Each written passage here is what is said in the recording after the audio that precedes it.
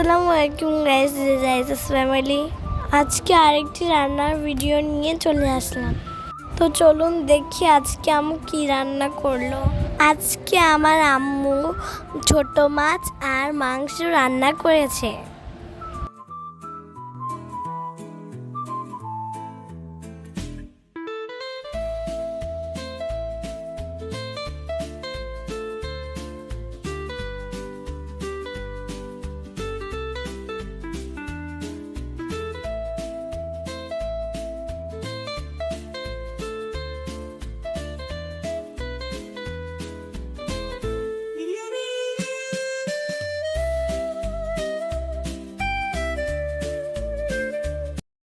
আমার আম্মুর রান্নাটি শেষ আর খাবারটি এত বেশি মজা হয়েছিল সবসময়ের মতন।